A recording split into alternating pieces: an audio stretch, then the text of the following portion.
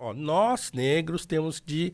Que foi o que eu aprendi, entendeu? Que parar de esperar a benevolência Ninguém dos outros. esperava nada. Né? Então, será primeiros... que o jazz não é um pouco isso do que tu tá falando? Ou você acha que eu fui longe demais falando isso? Porque o jazz é um movimento que é ligado ao movimento negro, com certeza, ou eu tô falando merda? Não, sim, eu acho que assim, se a gente tem que fazer um paralelo, que paralelo que eu faria? Porque a discussão lá nos Estados Unidos a respeito desse tipo de causa, então quer dizer, acabou a escravidão lá, mas lá eles tiveram um trabalho longo de tentar equacionar as coisas e tal, então assim, durou pelo menos 20 anos, assim, a fase da reconstrução que eles chamam lá, foi um período em que eles tentaram, doar terra, tudo bem que o Lincoln foi morto logo depois, e aí o presidente que assumiu, ele revogou a lei que doava terra para os ex-escravos e tal. Entendi.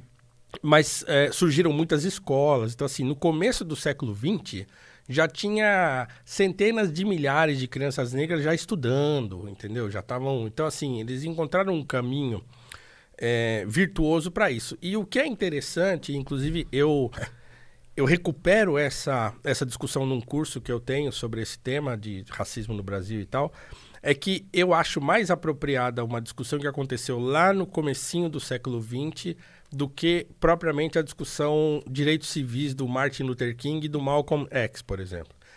Lá no começo, quem estava discutindo eram dois caras que eram o W.E.B. Du Bois, William Edward Burghardt Du Bois, que foi o primeiro negro a obter um título de doutor em Harvard, em 1895, se eu não estou enganado.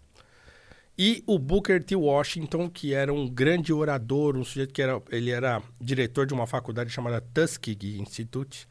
Ele nasceu escravo, então ele era mais velho que o Du Bois e tal. Então, e aí a escravidão termina, ele tem 7 anos e ele tem vontade de aprender a ler, porque ele via as crianças brancas, né, com um livro na mão, ele ficava fascinado com aquilo e ele queria estudar. E aí, aos 15 anos, ele parte de uma cidade para outra, uma distância de 600 quilômetros mais ou menos, junta lá uns caraminguá com a vizinhança e vai. E aí passa fome, passa frio, e aí chega na porta da escola, todo maltrapilho, bate lá e fala, ó, eu quero entrar aqui que eu quero estudar, porque ele ficou sabendo, né, que tinha uma escola lá naquela cidade que estava ensinando crianças negras estava ensinando crianças negras. Ele falou, então eu quero isso aí. Bateu na porta, a mulher atendeu ele lá na porta e falou, e aí, o que você quer? Eu quero estudar, todo bagunçado, maltrapilho. 600 aí abriu quilômetros depois. 600 quilômetros depois, ter dormido, a última noite ele tinha dormido na rua, tava morrendo de fome. A mulher mostrou uma biblioteca pra ele e falou assim, tá bom, então toma aqui um rodo, toma esse balde, esse pano, então limpa isso aqui.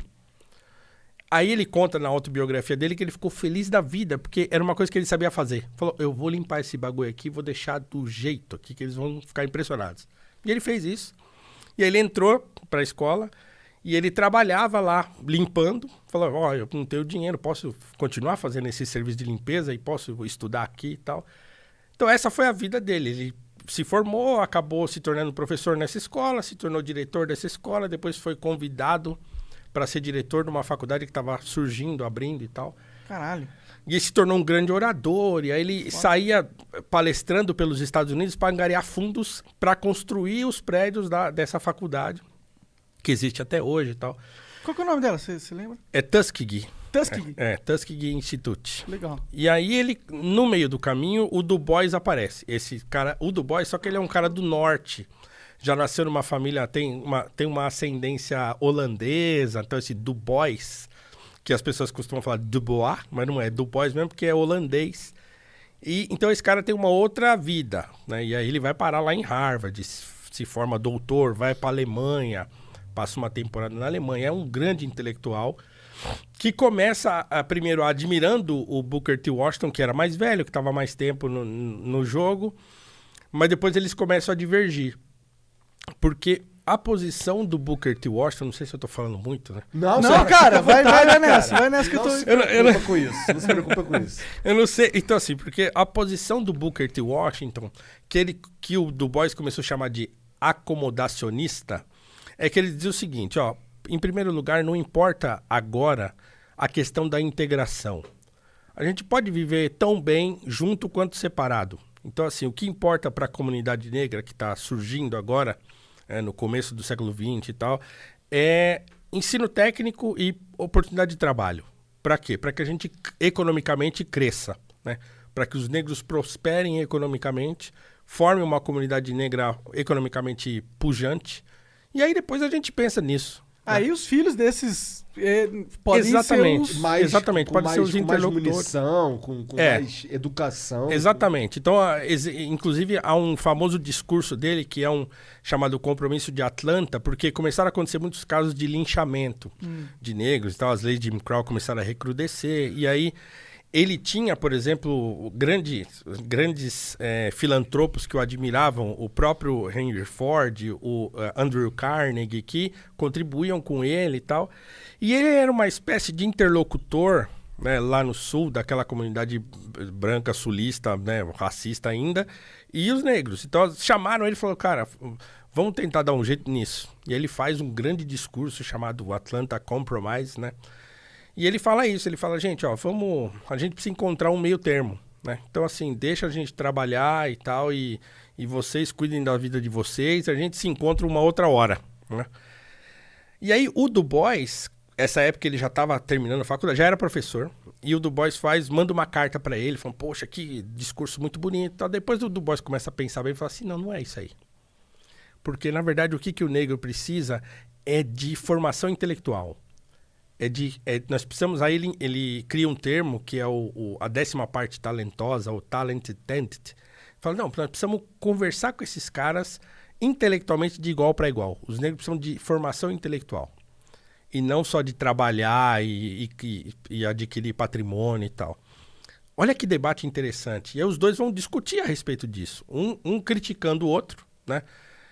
E eu vejo essa discussão muito mais interessante para o contexto brasileiro atual do que a discussão dos direitos civis que vão acontecer depois de 60 anos quase, né?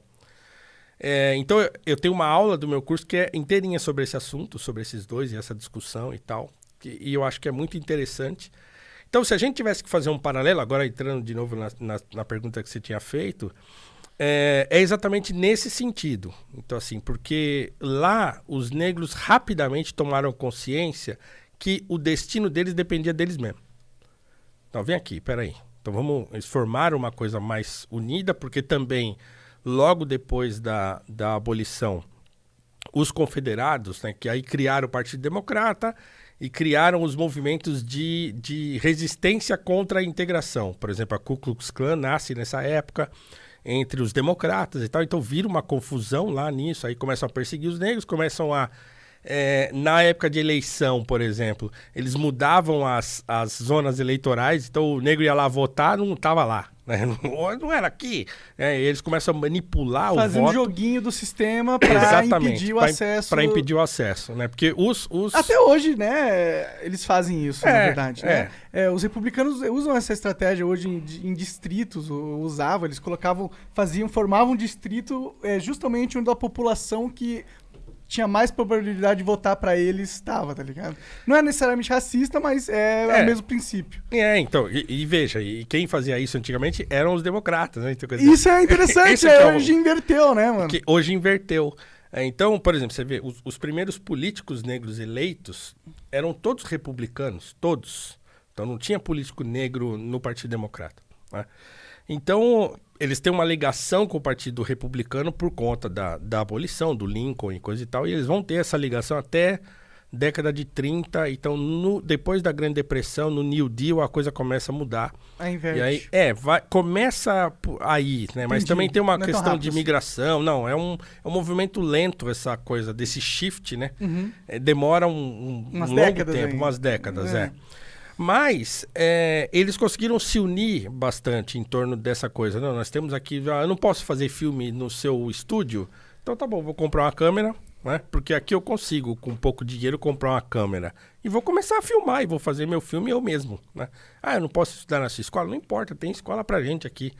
E aí eles se organizaram enquanto comunidade negra, né? E conseguiram atingir, digamos assim, patamares de relevância que a gente aqui no Brasil tem mais dificuldade de atingir. Mas isso seria possível aqui no Brasil?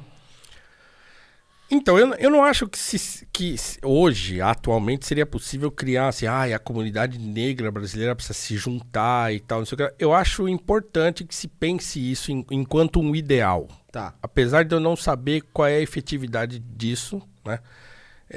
Mas eu acho importante. Né? Eu acho, porque, tipo, a comunidade negra é uma comunidade que tem uma história muito forte que os une, né? Sim. Por exemplo, eu pessoalmente não tenho esse senso de comunidade, porque eu não sei o que eu sou, tá ligado? Eu sou branco, ok, mas não sou tão branco assim. Se eu fosse o Igor, o que ele é? Então eu não tenho. Como que eu vou ter essa ligação de comunidade? Sim. Mas vocês têm, porque tem uma história aí, né? Uma história. E você não aproveitar isso, né? Eu acho que é um erro, né? É natural que forme uma comunidade forte. E se é natural que forme uma comunidade, a gente gostaria que seja uma comunidade da melhor qualidade possível. Sim. Né?